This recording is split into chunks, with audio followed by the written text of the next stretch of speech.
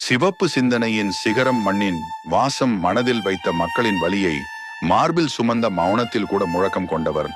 அவர்தான் நம் நல்ல கண்ணு. கையில் அதிகாரமில்லை என்றாலும் இதயத்தில் அதிகாரம் கொண்டவர். சொல்லில் தீ இல்லை, ஆனால் சிந்தனையில் தீப்பொறி. சொந்த வாழ்க்கை சுகம் மறந்து சமூகத்தின் சுகம் தேடியவர். பணமோ பதவியோ வேண்டாம் என்றார். பழுதான மனசாட்சியே வேண்டாம் என்றார். வெயிலில் நின்று விவசாயியின் குரல் கேட்டார். மழையில் நனைந்து தொழிலாளியின் வேதனை உணர்ந்தார். அவரின் நடை மெதுவாக இருந்தாலும் அவரின் பாதை புரட்சியாக இருந்தது. சிவப்பு கொடி கையில் இருந்தது, ஆனால் உள்ளம் பச்சை மனிதநேயம். அரசியல் மேடையில் போராளி, அன்றாட வாழ்வில் எளிய மனிதர். தோழர் நல்ல கண்ணு ஒரு பெயர் மட்டுமல்ல, ஒரு வாழ்வியல் பாடம். நேர்மை இன்னும் உயிருடன் இருக்கிறது என்பதற்கான நடமாடும் சான்று. மண்ணை காதலித்த மனிதர், மக்களை தெய்வமாக கண்டவர், சாதி மதம் கடந்து சிந்தித்த சமத்துவத்தின் சூரியன். அவர் போல் வாழ முடியாவிட்டாலும் அவர் காட்டிய வழியில் நடக்கலாம். ஏனெனில் சில மனிதர்கள் வரலாறு படிப்பதற்காக இல்லை, வரலாறு படைக்கத்தான் பிறக்கிறார்கள். உயிர் மாறிய உந்து சக்தி தோழர்களே. அவர் இறக்கவில்லை, அவர் நம்மை சோதிக்கிறார்.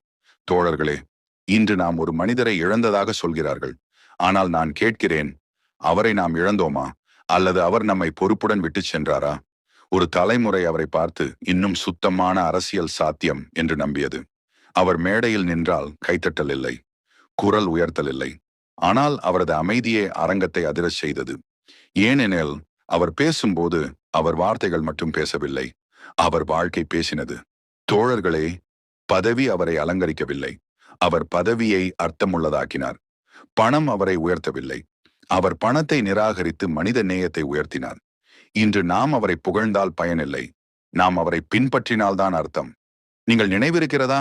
வெயிலில் எரிந்த விவசாயியின் கையை அவர் பிடித்தபோது அந்த கையில் வலி மட்டுமில்லை, அந்த கையில் ஒரு புரட்சியின் விதை இருந்தது. தொழிலாளியின் சுரண்டப்பட்ட நாளை அவர் பேசும்போது அது ஒரு பேச்சு இல்லை, அது ஒரு சமூகத்தின் சுயமரியாதை. இன்று அவர் இல்லை, ஆனால் இன்று முதல்தான் அவர் உண்மையில் உயிர் பெறுகிறார். ஏனெனில் அவர் உடலாய் இல்லை, அவர் ஒரு கேள்வியாக மாறிவிட்டார். நீங்கள் நேர்மையாக இருக்கிறீர்களா? நீங்கள் மக்களின் பக்கம் நிற்கிறீர்களா? அரசியல் உங்களுக்கு தொழிலா அல்லது தியாகமா? தோழர்களே, அவரது வாழ்க்கை ஒரு மெழுகுவர்த்தி இல்லை, ஒரு தீப்பந்தம். அந்த தீ இப்போது நம்முடைய கைகளில். நாம் அதை பாதுகாக்கிறோமா அல்லது அதை வசதிக்காக அணைக்கிறோமா? நல்ல கண்ணு என்ற பெயர் ஒரு தலைவர் அல்ல, ஒரு தண்டனை. அது நமக்கு ஒவ்வொரு நாளும் நினைவூட்டும், நேர்மை சுலபமில்லை, ஆனால் அதுதான் நிலைத்திருக்கும். இன்று நாம் கண்ணீர் விடலாம், ஆனால் அவர் கண்ணீரை விரும்பவில்லை. அவர் விரும்பியது நடவடிக்கை, அவர் விரும்பியது செயல்.